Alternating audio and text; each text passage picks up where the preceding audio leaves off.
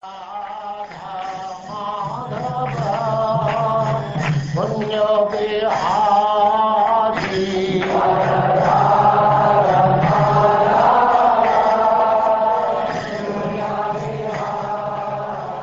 now Chapter 27, Understanding Material Nature.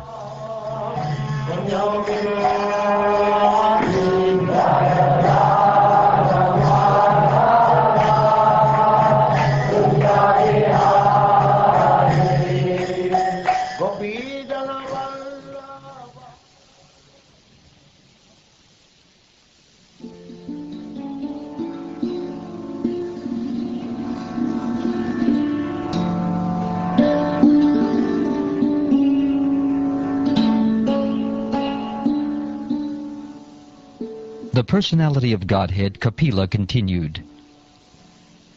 When the living entity is thus unaffected by the modes of material nature, because he is unchanging and does not claim proprietorship, he remains apart from the reactions of the modes, although abiding in a material body, just as the sun remains aloof from its reflection on water.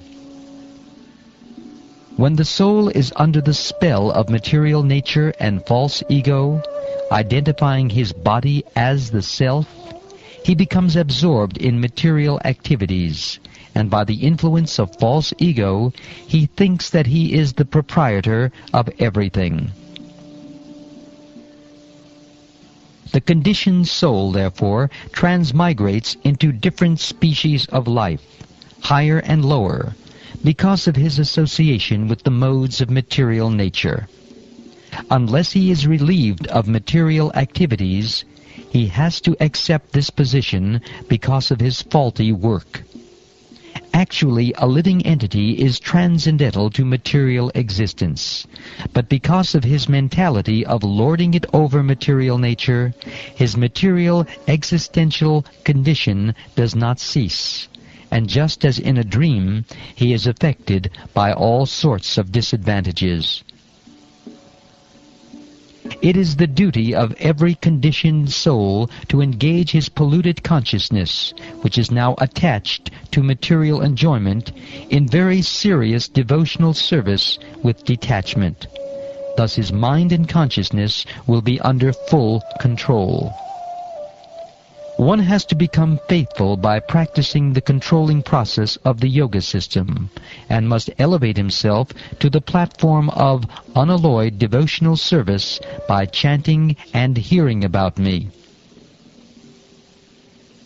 In executing devotional service, one has to see every living entity equally, without enmity towards anyone, yet without intimate connections with anyone. One has to observe celibacy, be grave, and execute his eternal activities, offering the results to the Supreme Head. For his income, a devotee should be satisfied with what he earns without great difficulty. He should not eat more than what is necessary. He should live in a secluded place and always be thoughtful, peaceful, friendly, compassionate, and self-realized. One's seeing power should be increased through knowledge of spirit and matter, and one should not unnecessarily identify himself with the body and thus become attracted by bodily relationships.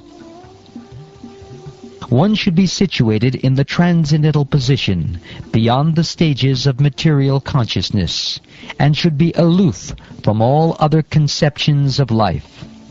Thus, realizing freedom from false ego, one should see his own self just as he sees the sun in the sky. A liberated soul realizes the absolute personality of Godhead, who is transcendental, and who is manifest as a reflection even in the false ego. He is the support of the material cause, and he enters into everything. He is absolute, one without a second, and he is the eyes of the illusory energy. The presence of the Supreme Lord can be realized just as the sun is realized first as a reflection on water, and again as a second reflection on the wall of a room, although the sun itself is situated in the sky. The self-realized soul is thus reflected, first in the threefold ego, and then in the body, senses, and mind. Although a devotee appears to be merged in the five material elements, the objects of material enjoyment, the material senses, and material mind and intelligence, he is understood to be awake and to be freed from the false ego.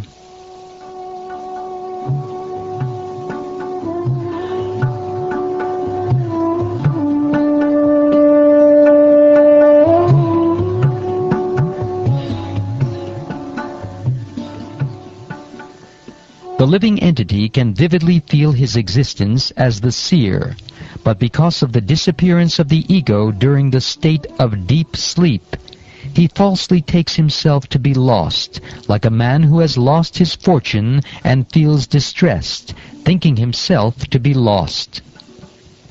When, by mature understanding, one can realize his individuality, then the situation he accepts under false ego becomes manifest to him. Sri Devahuti inquired, "My dear Brahmin, does material nature ever give release to the spirit soul?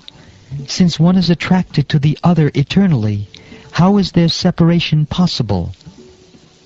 As there is no separate existence of the earth and its aroma, or of water and its taste, there cannot be any separate existence of intelligence and consciousness. Hence, even though he is the passive performer of all activities, how can there be freedom for the soul as long as material nature acts on him and binds him?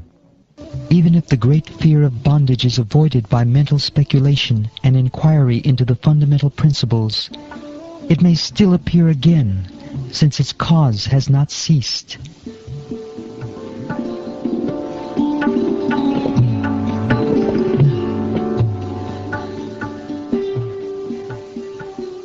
The Supreme Personality of Godhead said, "One can get liberation by seriously discharging devotional service unto me, and thereby hearing for a long time about me or from me. By thus executing one's prescribed duties, there will be no reaction, and one will be freed from the contamination of matter." This devotional service has to be performed strongly, in perfect knowledge, and with transcendental vision. One must be strongly renounced, and must engage in austerity, and perform mystic yoga in order to be firmly fixed in self-absorption. The influence of material nature has covered the living entity, and thus it is as if the living entity were always in a blazing fire. But by the process of seriously discharging devotional service, this influence can be removed, just as wooden sticks which cause a fire are themselves consumed by it.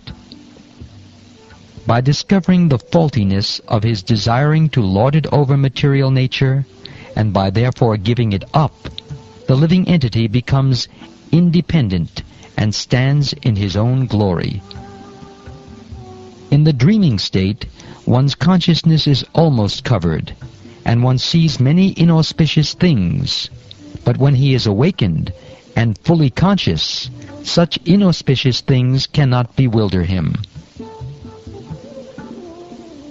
The influence of material nature cannot harm an enlightened soul, even though he engages in material activities, because he knows the truth of the Absolute, and his mind is fixed on the Supreme Personality of Godhead. When a person thus engages in devotional service and self-realization for years and births, he becomes completely reluctant to enjoy any one of the material planets, even up to the highest planet, which is known as Brahmaloka. He becomes fully developed in consciousness. My devotee actually becomes self-realized by my unlimited, causeless mercy. and thus, when freed from all doubts, he steadily progresses towards his destined abode, which is directly under the protection of my spiritual energy of unadulterated bliss. That is the ultimate perfectional goal of the living entity. After giving up the present material body, the mystic devotee goes to that transcendental abode and never comes back.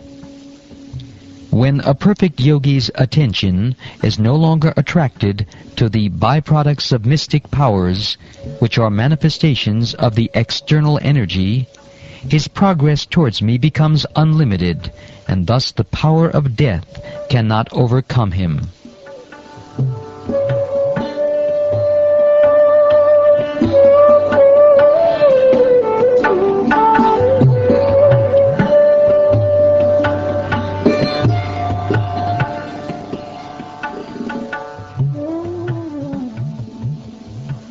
Thus ends Chapter 27 of the third canto of the Srimad Bhagavatam, entitled Understanding Material Nature.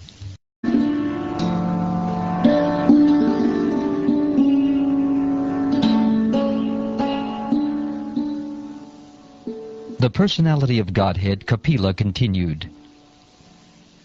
When the living entity is thus unaffected by the modes of material nature, because he is unchanging and does not claim proprietorship, he remains apart from the reactions of the modes, although abiding in a material body, just as the sun remains aloof from its reflection on water. When the soul is under the spell of material nature and false ego, identifying his body as the self, he becomes absorbed in material activities, and by the influence of false ego, he thinks that he is the proprietor of everything. The conditioned soul, therefore, transmigrates into different species of life, higher and lower, because of his association with the modes of material.